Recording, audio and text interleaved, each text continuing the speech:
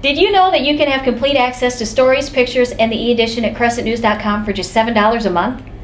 Become an online subscriber to crescentnews.com now by calling me, Abby, at 419-784-5441, extension 233, or visiting the Crescent News online subscribe section on the top right corner of our homepage.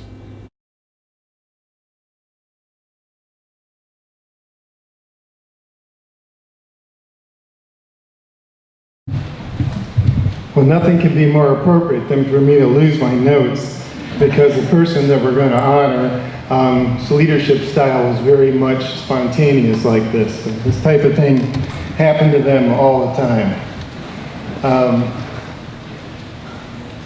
She was born in 1956, graduated from Ayersville High School in 1975, and from Defiance College in 1979. Where she was a homecoming queen. After that, she immediately went to Williams County, where she worked for the board of MRDD and was a Special Olympics director.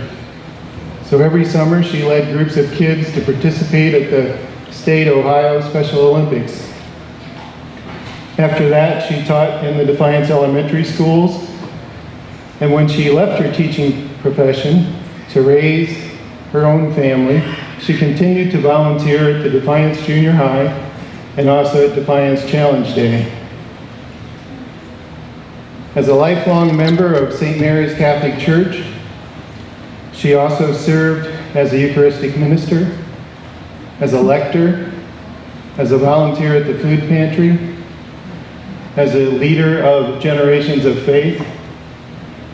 She led or was on teams of people who took care of baptism and confirmation and parish retreats. And I think in particular, she stood out in her ministry towards young people. She, and most of my contact and work with her was in that area. She served as the youth director for both St. Mary's and St. John's Catholic Church for a number of years. And she also was the director of Youth Elect Service for almost 10 years.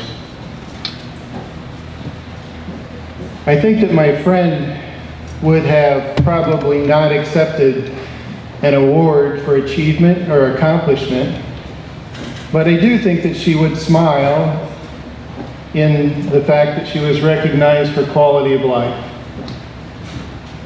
Because quality of life was a passion for her. She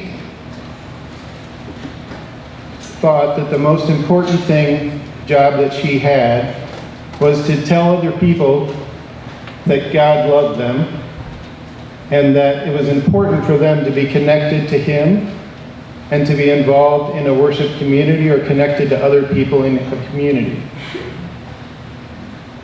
Nearly everything that she was involved with centered around that purpose.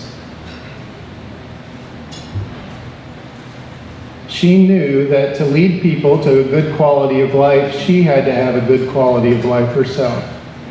And to do that, her life had to be about something more than herself. And generally, it was very clear to people who knew her that her life was about her family and about her God.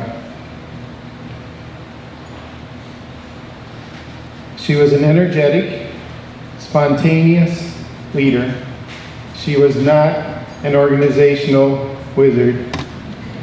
But she always was very good at recognizing the gifts of other people and calling forth volunteers. No one that I know would tell her no when she called and said, "Can you help me do something?" Because you knew it was going to be spontaneous, maybe without notes, and also that it was going to be Spirit-filled.